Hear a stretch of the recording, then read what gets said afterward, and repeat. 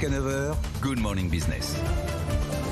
Et à 7h44, encore une initiative dans l'hydrogène vert. On reçoit pour ça Xavier Cahutu-Colli, président de Verso Énergie. Bonjour. Bonjour. Avec cette annonce effectivement de levée de fonds de 50 millions d'euros, importante donc pour investir dans l'hydrogène vert. Vous êtes un ancien de Direct Énergie, comme d'autres de vos associés. Alors, vous y croyez, vous y croyez vraiment l'hydrogène vert, et deux, comment vous allez le fabriquer ? Oui, si j'y crois, évidemment. Moi, je suis un entrepreneur, donc je crois aux disruptions, et je crois que c'est au moment des disruptions qu'on peut créer des modèles de croissance et innovants. Et donc, Verso Énergie, c'est un peu une fusée, si vous voulez. On est à un peu moins de 2 siècles après l'avènement du pétrole comme une énergie inégalée. Et bien, Verso Énergie a pour ambition d'investir dans ces technologies qui vont faire que le pétrole va pouvoir être égalé et voire même surpassé, à savoir l'hydrogène vert. Et donc nous, chez Verso Énergie, on développe des projets de production d'électrons renouvelables par du photovoltaïque, qui vont servir soit à vendre à des clients, soit qu'on va stocker dans des batteries, soit qu'on va utiliser pour produire de l'hydrogène vert. Pour faire de l'électrolyse Exactement, par électrolyse, et on va produire de l'hydrogène vert. Et ensuite, cet hydrogène vert, on le vend à des industriels, ou on l'utilise pour d'autres usages. Et nous, on a aussi pour ambition de l'utiliser pour développer des carburants de synthèse, notamment pour l'aviation. Vous savez, on va développer des carburants d'aviation durable, les fameux SAF. Et dès 2030, toutes les compagnies aériennes auront obligation de mettre dans leur réservoir. Donc je crois vraiment que l'hydrogène va provoquer sur l'industrie, sur nos modes de vie, sur la croissance, à peu près l'équivalent de ce qui s'était passé au moment de la révolution industrielle.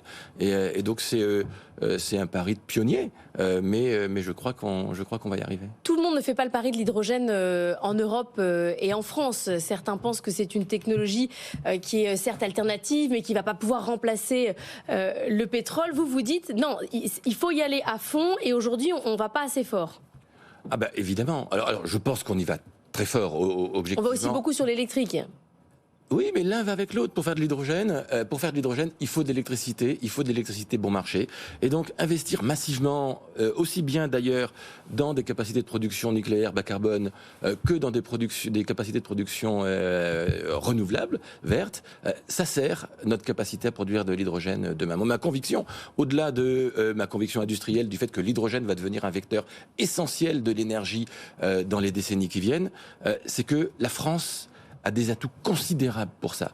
Parce que produire de l'hydrogène, ça passe par l'électricité. Ça passe par la capacité à avoir un électron abondant.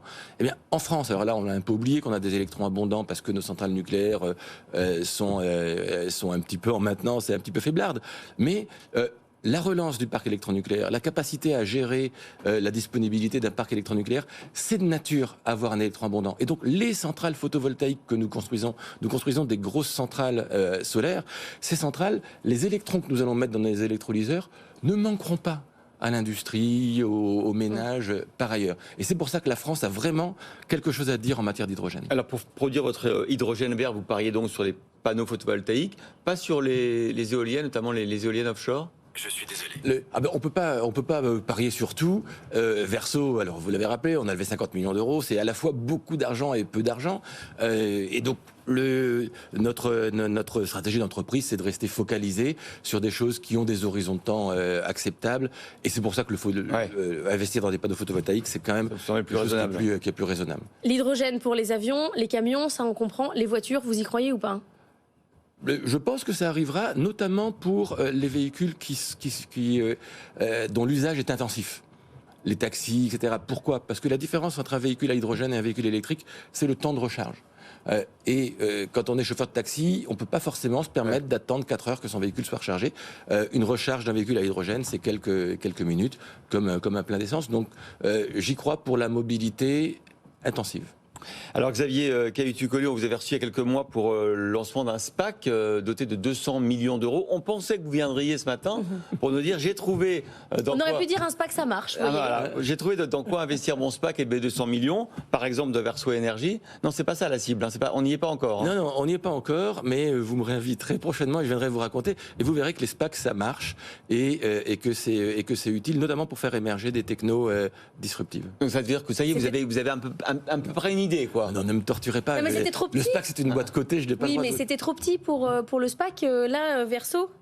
Ah bah oui, c'est trop early stage pour le SPAC. Oui. Ah ouais. Early stage. Ah oui, il faut une entreprise un peu mature, Bien sûr, bien sûr. que vous rachetez, que vous financez, que vous développez. Exactement. Et donc, ça, c'est pour bientôt. Bientôt. Bon. Voilà. Ah, peut-être juste un mot sur le nucléaire aujourd'hui. En France, quand même, on change, on relance, on mise tout dessus. Vous avez l'impression que justement, on est passé d'un anti-nucléaire à un tout nucléaire et on ne passe pas à un nucléaire plus hydrogène, plus éolien, plus solaire. On a du mal à faire un mix. Oui, alors vous avez raison et vous mettez le doigt sur ce qui est, à mon avis, l'un des graves problèmes de la stratégie énergétique française. C'est que il y a... Pas du tout au tout. C'est constitué à peu près dans l'histoire industrielle de ce pays en matière énergétique deux écoles, ceux qui sont pro-nucléaires et qui considèrent que parce qu'ils sont pro-nucléaires doivent être anti-renouvelables, et les autres qui, parce qu'ils sont pro-renouvelables, doivent être anti-nucléaires. Moi, j'ai la Mais conviction il y a pareil sur l'hydrogène. Hein. Oh non, il n'y a pas beaucoup d'anti-hydrogène. Mais ceci Vous n'avez dit, pas Twitter. oui, non, vous avez raison. Les pro-nucléaires ont tendance, et en fait, je veux critiquer personne parce que moi, ma conviction, c'est qu'on réussira cette transition énergétique quand on arrivera à mettre tout le monde d'accord et à se dire que si tout le monde rame dans la même direction, à savoir celle d'une énergie décarbonée et abondante, ben on se rendra compte qu'il faut du nucléaire, évidemment, d'une manière très significative, mais il faut aussi du renouvelable et que chaque énergie a des avantages et des défauts et qu'il ne faut pas taper sur les défauts des autres parce que sinon on pourrait se faire resservir la même soupe. Merci Xavier Caïto-Tucoli, président de Verso Énergie. Je crois qu'on ne m'a pas entendu. Donc merci Xavier Caïto-Tucoli d'avoir été avec nous ce matin.